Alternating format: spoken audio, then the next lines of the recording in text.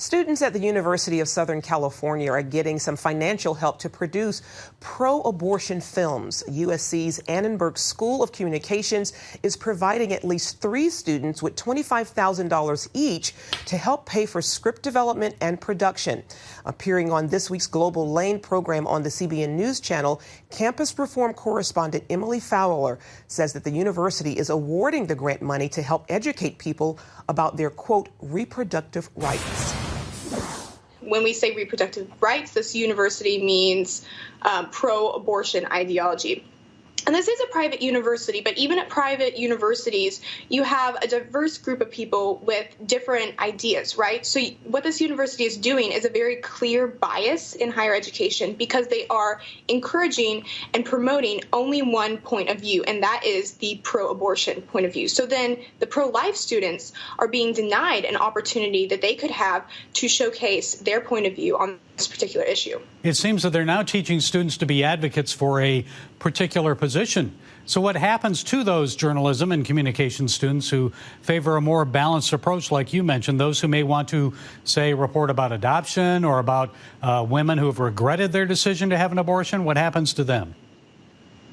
So at this university in particular, these students are going to be probably looked down upon for their views. At the University of Southern California, the dean came out in the wake of the Supreme Court's decision on Roe v. Wade and said blatantly that she thought it was healthier for a woman to have an abortion than to actually give birth. And when you have leaders at these universities coming out and publicly making statements like that, it's very discouraging to pro-life students, and they're going to feel completely unable to showcase their views on campus. Because why would you think if the dean of the university is coming out and saying things like that, then if I was a student there, I would think, why would I ever make a pro-life film? I would get a horrible grade.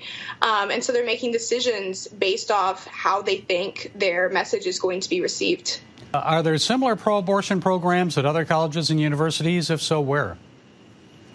Universities have become much more vocal on this issue after Roe v. Wade, and we have seen multiple stories about pro-life students, not just in journalism schools, but in all different fields, getting lashed back for their beliefs. So at the University of Iowa, there was a student who was tabling, and someone actually came up and tried to flip over the table.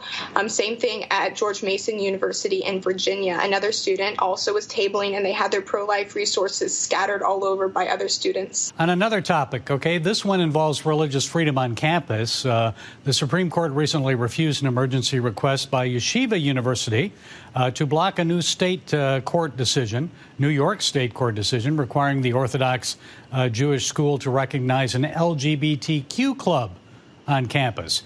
Tell us about that. What happened and what may happen next? So Yeshiva is a Jewish school in New York, and they denied an LGBTQ club recognition on campus because it was in contrast with their view of the Torah. And when the LGBTQ club sued them, they took the case to the Supreme Court. Now, the Supreme Court currently, as of a recent decision, has taken that decision back to the state. But the real question here is who is going to be the one to interpret the Torah for the school, the leaders at the school or the Supreme Court? During the last term, the U.S. Supreme Court made various decisions reaffirming religious freedom. It seems that they've sent this case, as you said, back to New York's courts to decide. So I'm assuming, Emily, you believe they should have intervened to uphold Yeshiva University's right to decide which clubs to allow based on their religious and moral beliefs. Tell us more. Yes, so I'm actually a student at a Christian school. The Masters University is a Christian conservative private school, and I chose that university because I wanted to be around people who have the same beliefs as me. So I chose it based off my belief system, and I know that there are many Jewish students who went to yeshiva because they're Jewish and they wanted to be around people who held their beliefs. So I think it's very unfair to them that now the school is being forced to conform to another belief system, even though they're a private school who should get to decide how to uphold their religious values, just because they have to be inclusive to this one group. And if it happened to Yeshiva University, it could happen to my school. And I know it would be detrimental to our student body if we had someone who decided to come in and decide that they didn't agree with us, so they were just going to try to change our entire way of life here at Masters.